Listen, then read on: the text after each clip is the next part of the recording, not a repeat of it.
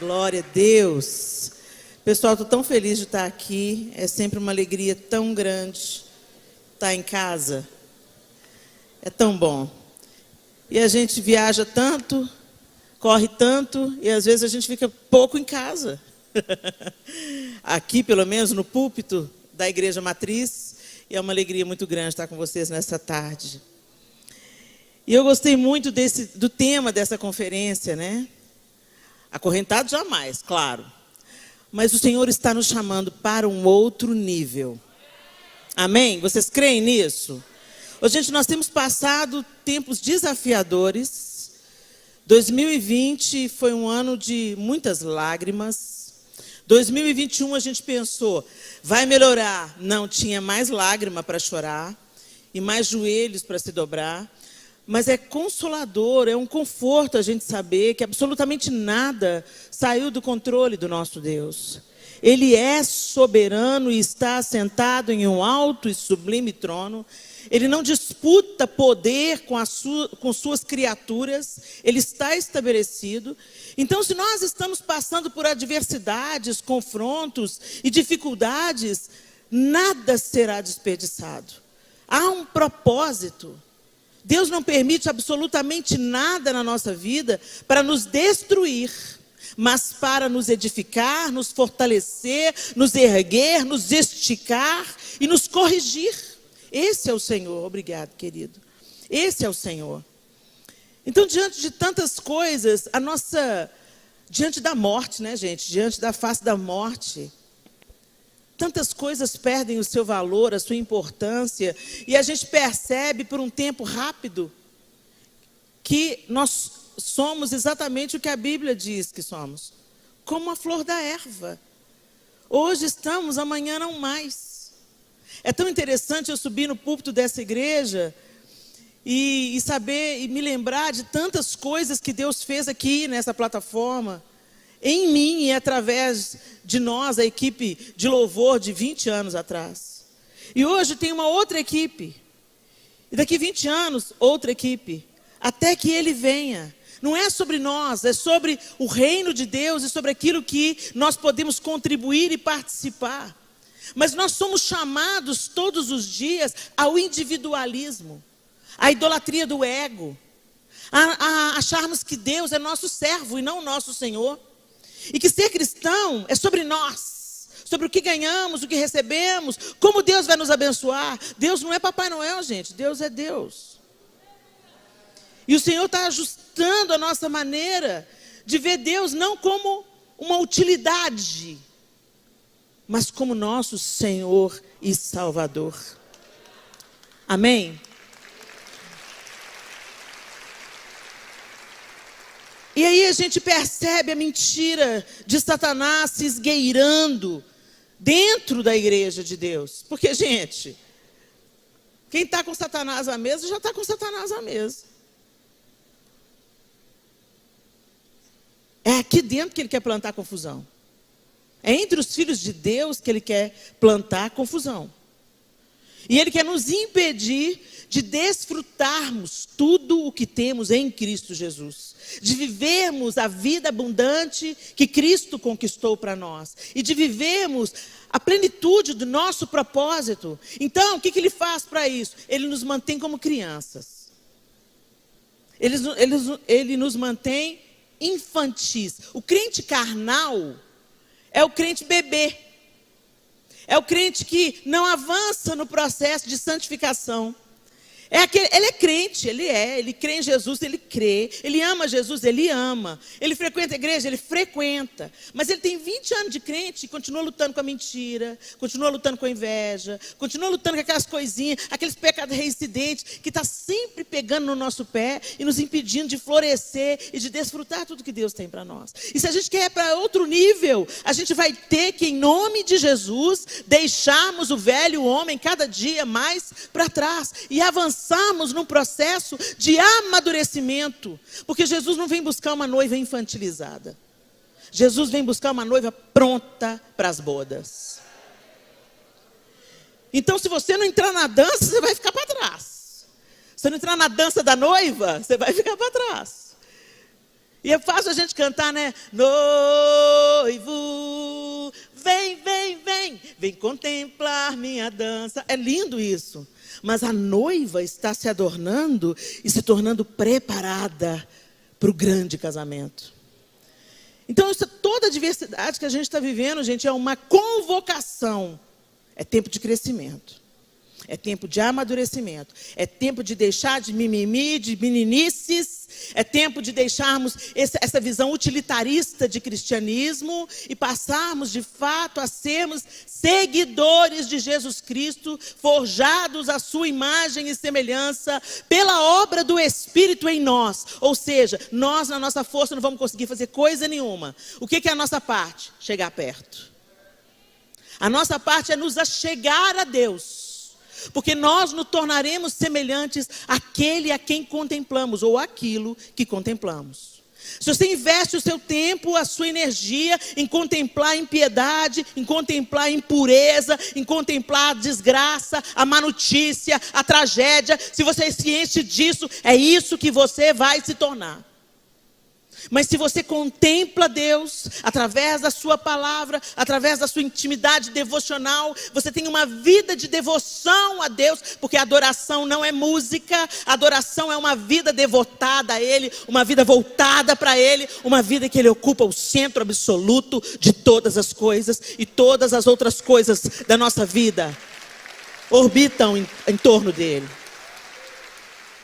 E aí eu queria trazer para vocês um tema específico que tem sido motivo de tanta infantilização do povo de Deus.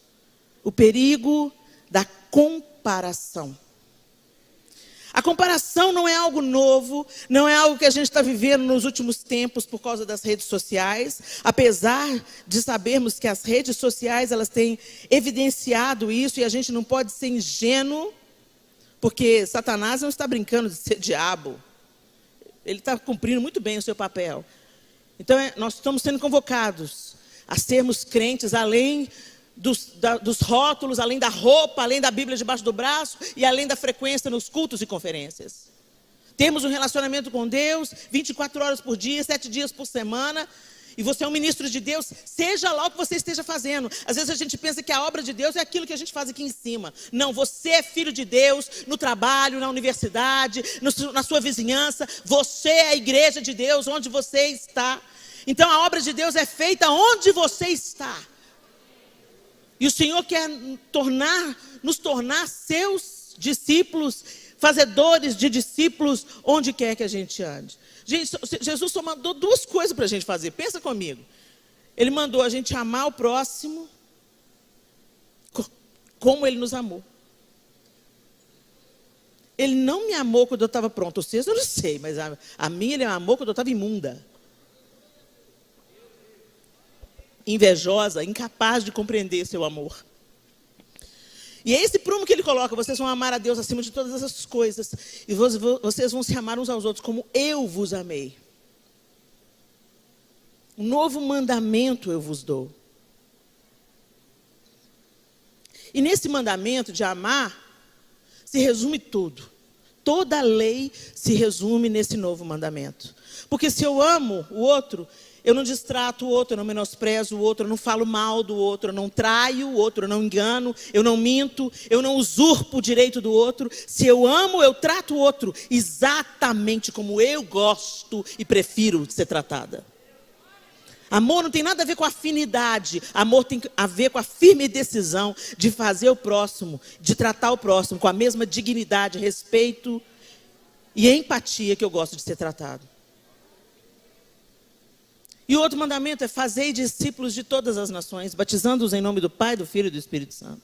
Ele mandou fazer isso. Se a gente estivesse cumprindo muito bem esses 2 mandamentos, a gente não ia ter que lidar e estar lutando com as questões que a gente está lidando e lutando hoje. Porque se o evangelho se multiplica e as pessoas começam a amar a Deus, não apenas pela religião ou pela palavra, mas de atitude, de decisão, o mundo seria outro. Vocês concordam comigo? A gente não teria que estar lidando com ideologia de gênero. A gente está lidando com o fruto, mas o problema está na raiz. E a raiz Só o evangelho de Jesus Cristo cura. Por isso que ele falou, vocês vão fazer discípulos. E para fazer discípulos, gente, fazer discípulo não é entregar folheto, não.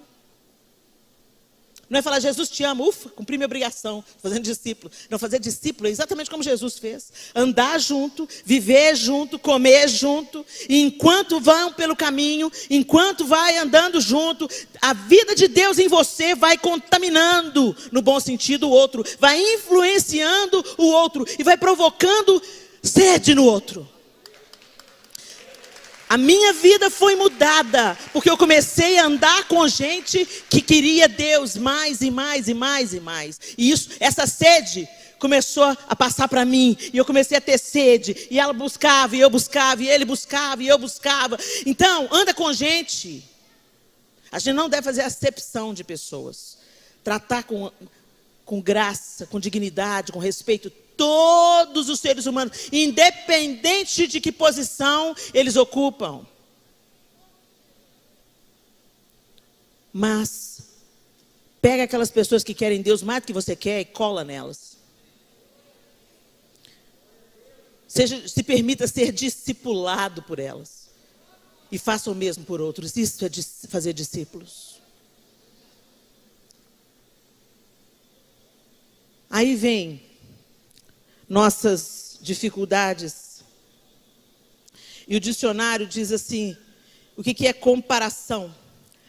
Comparação é o ato de examinar conjuntamente dois objetos ou dois elementos, para procurar as diferenças e semelhanças ou fazer um juízo de valor. Essa é a primeira definição. Figura de retórica que estabelece uma relação de analogia entre dois termos. Por exemplo, as leituras são como as cerejas. Ou o amor é como fogo abrasador. Você pega um sentimento, uma situação, um objeto e faz um paralelo. Mas também na comparação está confronto. Confronto? Aí a gente continua. O que é confronto? Ato ou efeito de confrontar. Comparação, paralelo, oposição, conflito, disputa, acareação. Aí a gente vai em disputa. Ato ou efeito de disputar, discussão acalorada, altercação, contenda, luta, competição, desafio, contestação, debate. Abra sua Bíblia comigo em Gênesis, capítulo 4.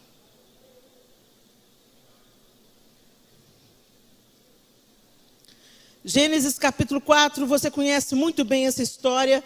Adão teve relações com Eva, sua mulher, que engravidou. Quando deu à luz Caim, ela disse, com a ajuda do Senhor tive um filho.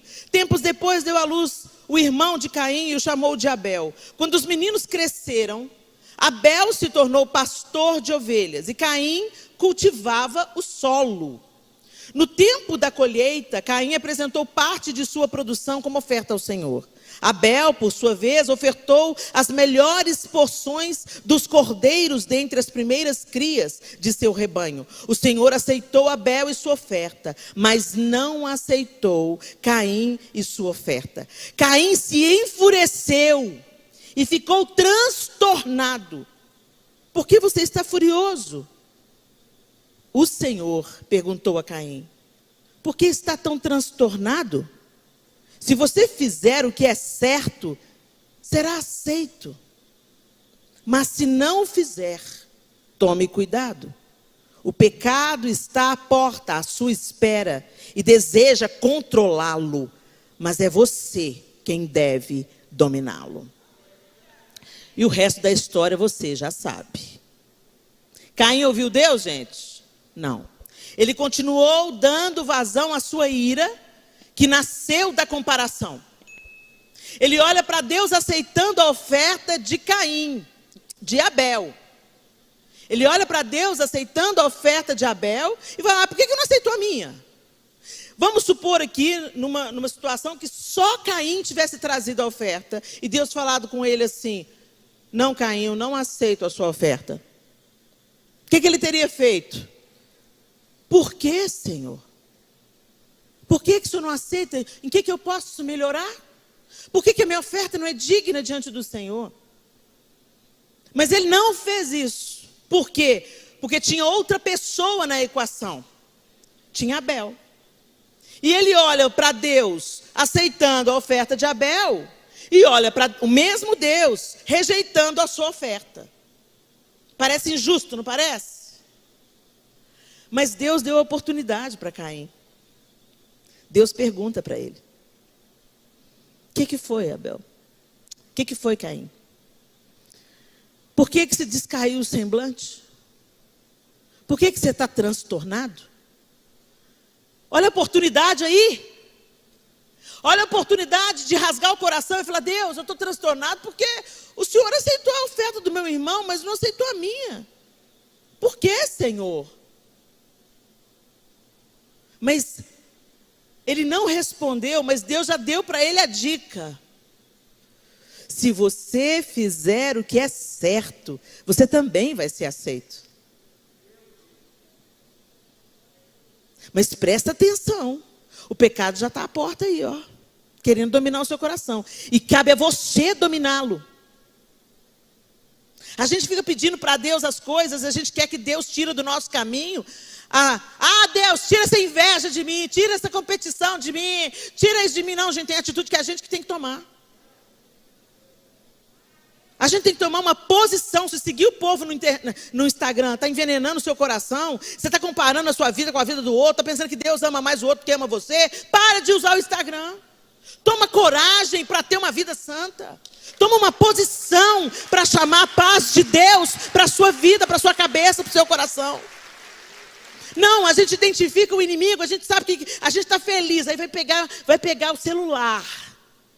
Aquilo te envenena, além de roubar o seu tempo. Não estou negando a tecnologia, não, gente, a tecnologia é uma bênção. Mas nós temos que discernir que o bisturi, ele tem o poder de operar e de matar. Depende de quem opera o bisturi. A faca pica legumes e tira vidas. O problema não é o instrumento, o problema não é a ferramenta, o problema é a maneira como você deixa esse instrumento e essa ferramenta te escravizar, sendo que você é livre. Jesus já te libertou e você que deve manter-se livre e não se sujeitar novamente a jugo de servidão. O Senhor deu todas as dicas para Caim. Se você fizer o que é certo, era hora então dele fazer uma reflexão. Ou dele falar: Senhor, eu não estou entendendo, seja mais específico. Por que a oferta de Abel foi melhor aos teus olhos, mas a minha não foi? Talvez ele ouvisse de Deus falando assim: olha, a gente não sabe, gente, a Bíblia não fala por que Deus não aceitou a oferta de Caim, mas aceitou a de Abel. Mas a gente tem uma dica aqui, olha. No tempo da colheita, Caim apresentou parte de sua produção como oferta ao Senhor. Abel, por sua vez, ofertou as melhores porções dos cordeiros dentre as primeiras crias de seu rebanho. Isso dá para a gente uma dica. Abel deu o seu melhor. Caim deu do que sobrou. Alguns teólogos acreditam, e eu já ouvi essa defesa, de que Caim não foi aceito porque Abel ofereceu sacrifício de sangue e ele ofereceu legumes. Eu discordo, respeitosamente discordo, porque foi Deus que fez de Caim um agricultor e fez de Abel um cuidador de rebanhos. Tem a ver com o propósito de cada um.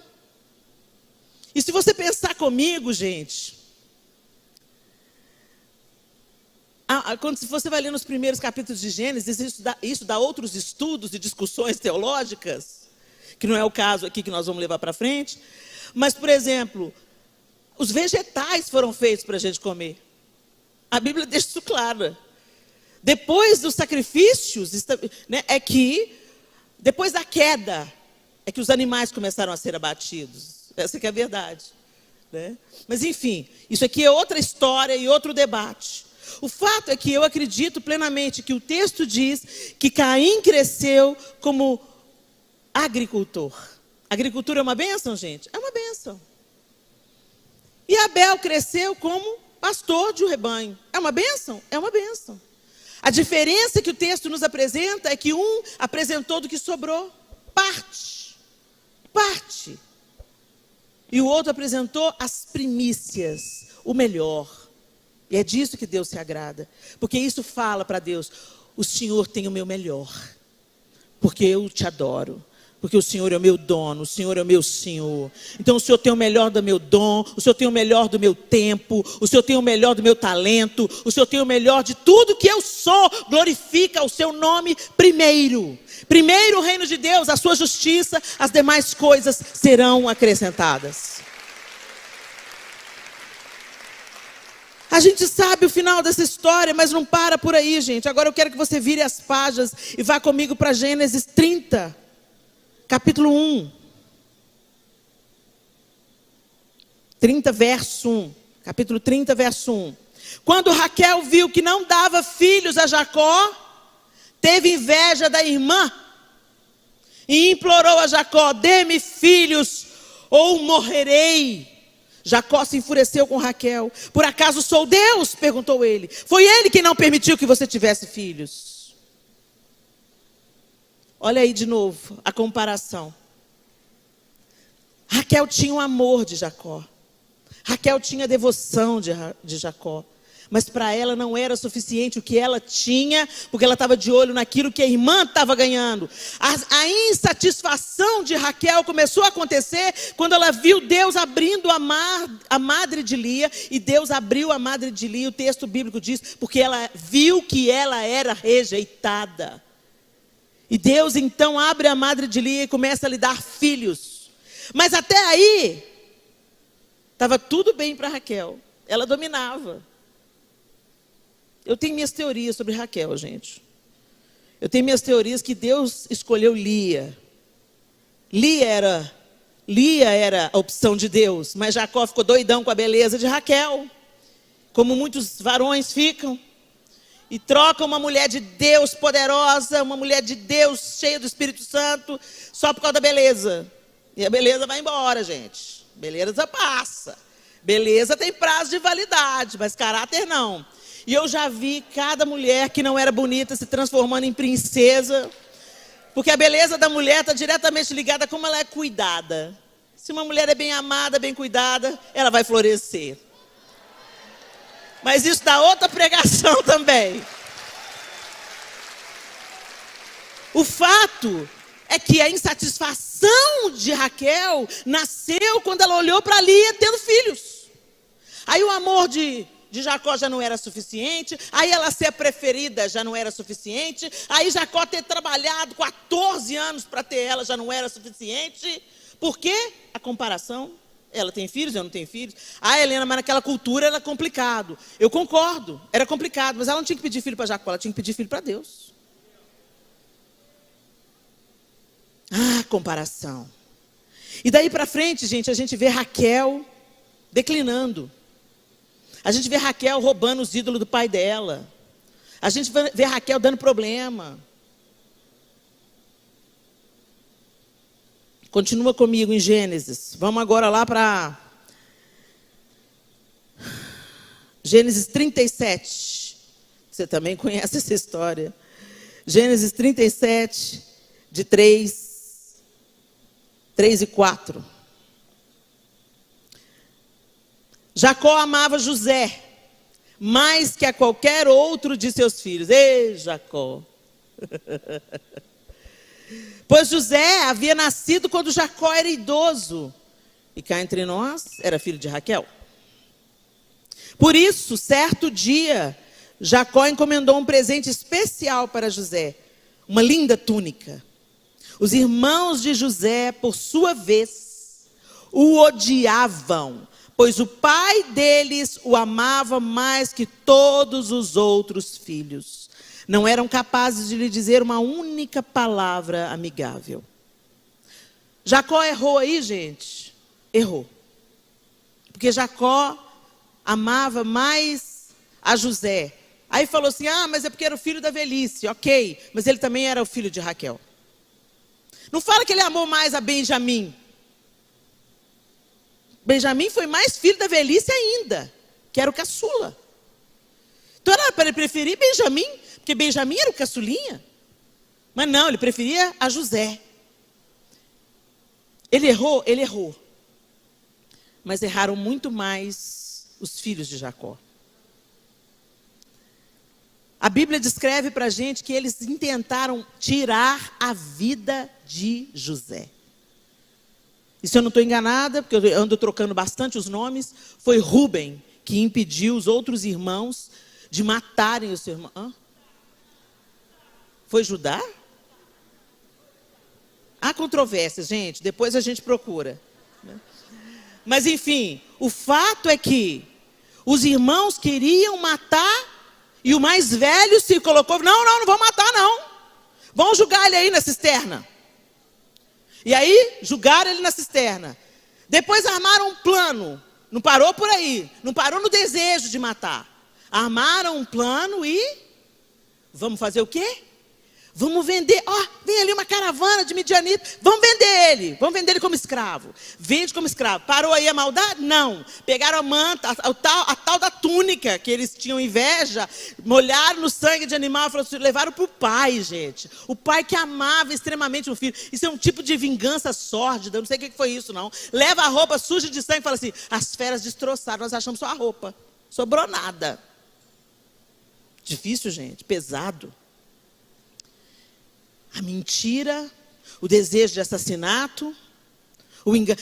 Eles forjaram uma situação, mentiram para o pai, e eles viram o sofrimento do pai, a decadência, o declínio do pai em sofrimento, e todo mundo sabia, mas todo mundo calado. Por causa de quê? Por causa da comparação. Nosso pai ama ele mais. Tá bom, gente. Jacó amava mais, mas será que faltava alguma coisa para os filhos, para os outros filhos? Eles também eram filhos da promessa. Foi de Judá, filho de Lia, que Deus suscitou o Messias.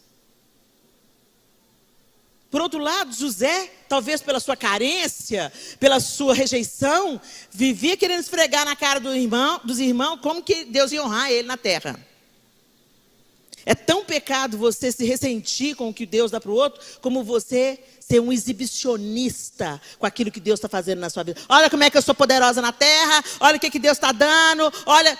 Gente, a gente tem que tomar muito cuidado, porque a gente leva o nosso irmão a pecar. Então nós somos tão culpados quanto, porque nós provocamos. Helena, mas espera aí, eu não sou responsável pelo pecado do outro, não. O apóstolo Paulo fala assim, olha, se você comer carne e faz o seu irmão tropeçar, não tropeça. Se você não pode abrir mão de um poste, você canta que vai morrer por Cristo? Se você não pode deixar de ostentar a sua viagem para mostrar para os outros como é que Deus está te honrando? Gente, é muito sutil. A gente não faz ideia. Tem gente que faz inocentemente. A gente sempre vai levar alguém a tropeçar, sem querer. O problema não é esse, o problema é quando você sabe. Eu conheço gente que fala, Helena, tira uma foto comigo. Tira uma foto comigo. Minha amiga vai morrer de inveja. Você quer propositalmente atingir alguém. Você quer propositalmente se vingar de alguém. Mostrar para o outro como é que você está bem. Ostentação, levando o outro a tropeçar. Tudo isso está ligado à comparação. Agora nós vamos para outro texto que vocês também conhecem muito bem. Vai lá para 1 Samuel 18. 1 Samuel 18, a partir do verso 5. Davi cumpria com êxito todas as missões de que Saul encarregava. Então Saul lhe deu uma posição de comando no exército, o que agradou tanto ao povo como aos oficiais de Saul. Quando o exército israelita regressou vitorioso, depois que Davi matou o gigante filisteu, mulheres de todas as cidades saíram ao encontro do rei Saul. Cantavam e dançavam de alegria, com tamborins e símbolos. Essa era a canção. Saul matou milhares e Davi dezenas de milhares. Saul ficou indignado com essas palavras. O que é isso? Disse ele. Atribuem a Davi dezenas de milhares e a mim apenas milhares? Só falta o declararem rei. Daquele momento em diante, Saul começou a olhar a Davi com suspeita.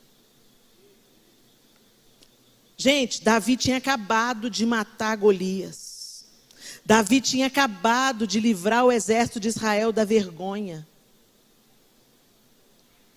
Saul ficou tão impressionado que chamou ele para ser líder do exército.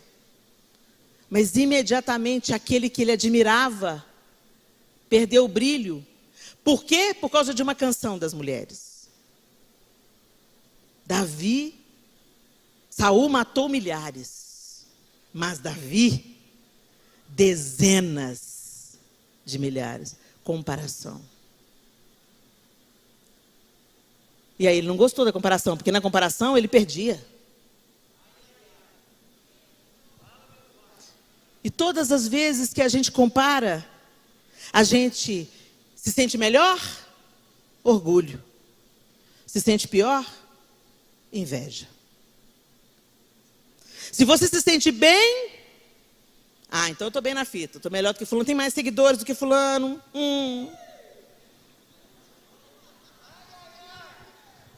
Você acha que seguidor diz alguma coisa sobre a sua identidade?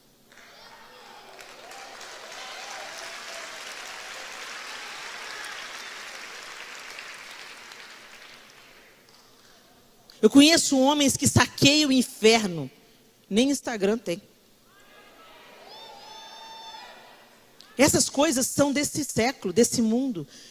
Atentem para o que o apóstolo Paulo nos alertou. Não entra na forma desse mundo, não.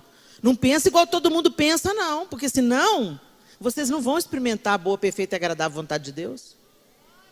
Mas parece, gente, que algumas coisas na Bíblia a gente rasga. A gente esquece. E a gente entra nessas comparações. Fulano vai, eu fico. Fulano tem filho, eu não tenho. Fulano casou, eu não casei. Fulano tem uma empresa bem-sucedida, eu estou desempregado. E a gente começa a achar que a nossa identidade é pelas coisas temporárias dessa terra, que hoje são e amanhã não existem mais. A nossa identidade está no fato de que nós fomos feitos à imagem e semelhança de Deus, reconciliados com Ele pela obra da cruz em Jesus Cristo nosso Senhor, batizados no seu Espírito, para vivermos o seu propósito e nos alegrarmos com quem somos e pela obra de Deus em nós.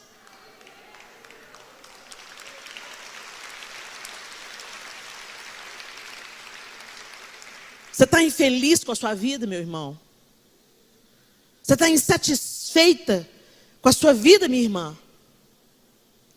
Você está se comparando com outras pessoas e achando, fulano, Deus ama mais fulano que ciclano.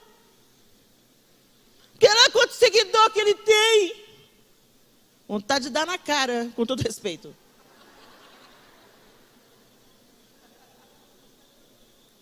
Se a gente não contemplar a palavra de Deus, a face amorosa de Deus através das escrituras sagradas, nós vamos ser enganados pela mentira bem contada nesse século. Pelo arranjo feito por Satanás. Pensa comigo, gente, quanto tempo você gasta na internet todo dia. Você já parou para medir? Eu te sugiro, meça. Tem um aplicativo que te diz quantas horas semanais você gasta na internet. E depois você fala assim, mas eu não tenho tempo para ler a Bíblia. Eu não tenho tempo para orar. Não, você tem tempo, você não tem a prioridade ou interesse. Você deixa o seu velho homem mandar em você. Você se submete àquilo que te dá prazer. E as disciplinas espirituais, para elas se tornarem um prazer, elas têm que começar como disciplina. Sabe por quê? Porque a nossa carne não se inclina para o que é bom. A nossa carne se inclina para o pecado. Você não precisa fazer força para pecar. É só distrair. Não. É só distrair. Tem uma conversa distraída para você ver. Você acaba com tudo. Só com a sua língua. Deixa seu pensamento voar assim livre, leve e solto, para você ver. peca. Você mata um, fuzila outro, pensa que o outro não gosta de você, fulano está falando mal de mim, ciclano me olhou esquisito. Você peca. Ah, quer saber? Vou deixar esse negócio de igreja para lá. Vou ali dar uma olhadinha na pornografia. Você peca. Agora, o nosso espírito, ele precisa ser nutrido, fortalecido, para ele subjugar a nossa carne. As cartas de Paulo falam amplamente sobre isso. Que há a luta ferrenha contra a carne e o espírito todo dia. Mas a gente tem que cantar e fazer, igual o Tales. Mas eu escolho Deus, eu escolho ser amigo de Deus, eu escolho Cristo todo dia, já morri para minha vida e agora eu vivo a vida de Deus. Para você assistir uma série, vamos assistir uma série, sangue, pedaço de gente, partido, pá. Aí você fica, olha, aí vai ler a Bíblia.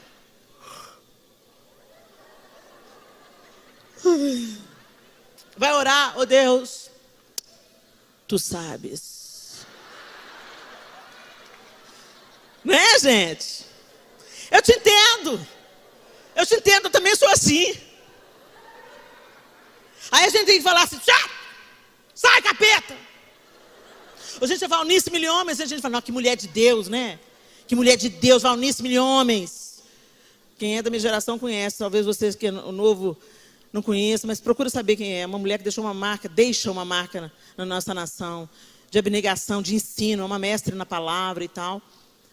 A Valnice, quando ela era seminarista e estava se preparando para o ministério, tinha sono, ela estudava, trabalhava, muito envolvida, o que ela fazia? Mas eu tenho que parar diante de Deus, porque se a gente trabalha para Deus sem parar diante de Deus, a gente não é filho, a gente é empregado. É a mentalidade do filho mais velho lá da parábola do filho pródigo, né? O filho mais velho estava em casa trabalhando para o pai, mas não agia como filho, agia como empregado, tinha mentalidade de empregado. E por isso era implacável com os outros. A Valnice subia em cima do vaso sanitário, com a tampa aberta. Perigoso, não faça isso em casa, que vaso quebra, gente. Mas eu estou dando um exemplo para que você saiba, ela arrumou um artifício para não dormir. Porque se ela dormisse, ela ia cair dentro do vaso. Então ela cansada chegava, subia em cima do vaso e ia. Quando a gente quer realmente uma coisa, a gente vai atrás.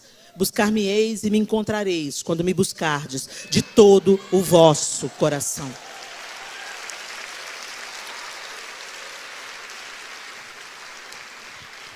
A gente fala assim, Helena, mas os profetas estão se calando.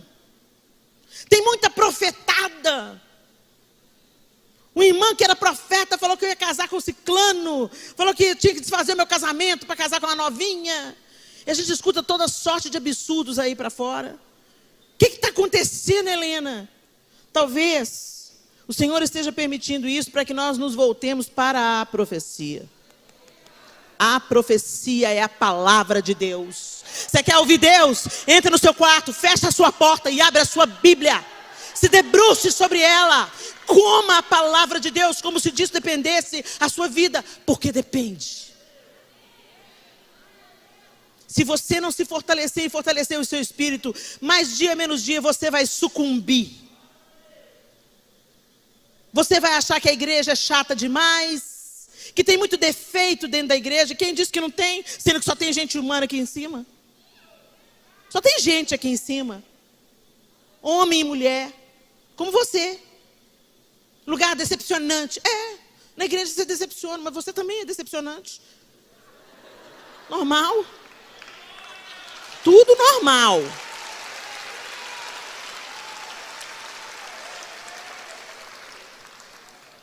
Nós precisamos de nos voltar para Deus e contemplarmos Deus. E à medida que nós o contemplamos, nós seremos transformados de fé em fé, de glória em glória, até aquele grande dia que nós olharemos para Ele face a face e seremos instantaneamente como Ele é.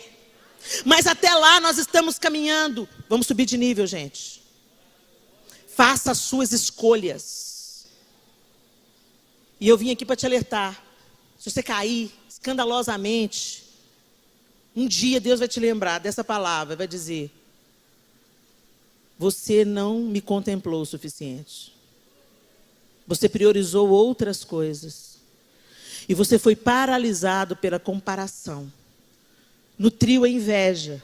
Gente, todos eles, para a gente encerrar, eu queria só mencionar a vocês a consequência de cada um desses que eu citei o exemplo, que sucumbiram à comparação. Gente, a gente comparar é humano.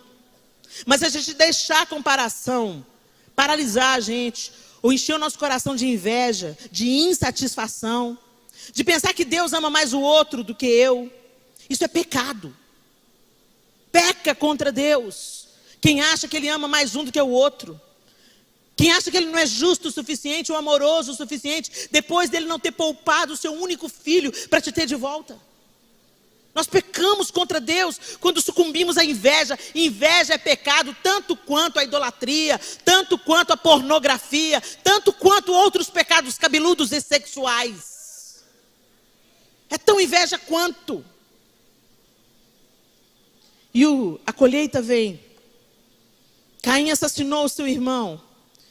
E o decreto de Deus sobre ele, em Gênesis 4, 11 e 12, diz assim: o próprio solo que bebeu o sangue de seu irmão, sangue que você derramou, amaldiçoa você. O solo não lhe dará boas colheitas. Ele era agricultor, gente. O solo não lhe dará boas colheitas, por mais que você se esforce. Será que é isso que está acontecendo na sua vida? Você se esforça, se esforça, se esforça, se esforça, e você não vê o fruto do seu trabalho? Talvez porque você está assassinando os seus irmãos mentalmente. Você não faz com sua mão, mas você deseja que um morra, você deseja que uma desgraça aconteça com o outro, você deseja que ele seja infeliz, você se ressente da felicidade do outro. Como que você vai florescer, vai produzir, vai viver? O solo não lhe dará boas colheitas, por mais que você se esforce. É forte, hein, igreja? E de agora em diante você não terá um lar, e andará sem rumo pela terra. Tanta gente perdida por aí. Raquel se amargurou, se ressentiu por não ter filhos. Virou uma mulher amarga, vingativa, invejosa. Em Gênesis 35, 17 a 20. As dores de parto aumentaram e a parteira lhe disse: não tenha medo, você terá outro menino. Raquel estava quase morrendo, mas com seu último suspiro chamou o menino de Benoni. O pai do bebê, no entanto, o chamou de Benjamim. Assim Raquel morreu. Benoni ou Benoni significa filho das minhas aflições. E Benjamim significa filho da minha mão direita. Assim Raquel morreu e foi sepultada junto ao caminho para Efrata, ou seja, Belém. Sobre o túmulo de Raquel, Jacó levantou um monumento de pedra que está lá até hoje. Hoje Raquel está em território palestino. O túmulo de Raquel. A gente não consegue nem visitar. É um lugar de tensões. Gênesis 49, 30 e 32 diz assim: é a caverna de Macpela, perto de Manre, em Canaã, que Abraão comprou do Hitita como sepultura permanente. Ali estão sepultados Abraão e sua mulher Sara. Ali também estão sepultados Isaque e sua mulher Rebeca. E ali sepultei Lia. É o campo e a caverna que meu avô Abraão comprou dos hititas. Foram uma das últimas palavras de Israel, Jacó feito Israel, e ele foi levado por José até lá e sepultou junto com Lia o corpo. Gente, esse negócio de sepultamento é forte no povo de Deus. Raquel ficou pelo caminho. Lia foi sepultada com os patriarcas. Os irmãos de José desejaram matar, mentiram, venderam o seu próprio irmão e trouxeram dor a seu pai. Mas os capítulos 42 a 45 de Gênesis afirma que todos eles tiveram que fazer o que mais temiam: se curvar diante do seu irmão e ser sustentado por ele. E finalmente Saul. O primeiro capítulo de Samuel 18:10 deixou isso claro. passou a ser atormentado desde a hora que Davi foi proclamado pelas mulheres até a sua morte trágica. Ele passou a ser atormentado por um espírito mandado da parte de Deus e foi declinando, declinando, declinando até a sua queda, até o seu fim. Feche os seus olhos.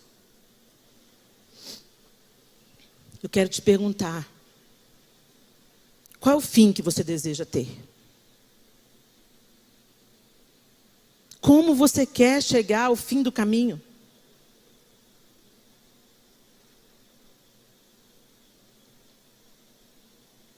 Há uma consequência grave quando sucumbimos à comparação e deixamos que a comparação dê luz no nosso coração, a tristeza, a inveja, aquela raiva que você tem de alguém que você não sabe por quê. Aquele ranço, sabe o que você chama de ranço? Não gosto de fulano não, ranço.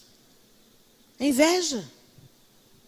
Ele tem o que você gostaria de ter, ele fala como você gostaria de falar, não sei. Deus está fazendo na vida dele o que você gostaria que Deus estivesse fazendo na sua, mas eu quero te dizer, pare de se concentrar no que Deus está fazendo na vida do outro, e olhe para o que Deus está fazendo, já fez e quer fazer na sua vida. Olhe para suas mãos e contemple com gratidão a benevolência do Senhor. A gratidão antecede o milagre. Peça ao Espírito Santo para plantar gratidão no seu coração, porque nós não vamos para um próximo nível, tomados pela amargura, pela comparação, pela inveja e todas as decorrências desses sentimentos e desses pecados na nossa vida. Que em nome de Jesus, Senhor, sonda o nosso coração. Nós somos limitados e imperfeitos, mas o Senhor é soberano e perfeito. E nós, às vezes, desprezando a Tua própria palavra, Senhor, nos conformamos a este século e começamos a pensar como todo mundo pensa, a nos importar com o que vão falar da gente, a ser famoso diante dos homens. E nos esquecemos sobre buscar a aprovação do Senhor.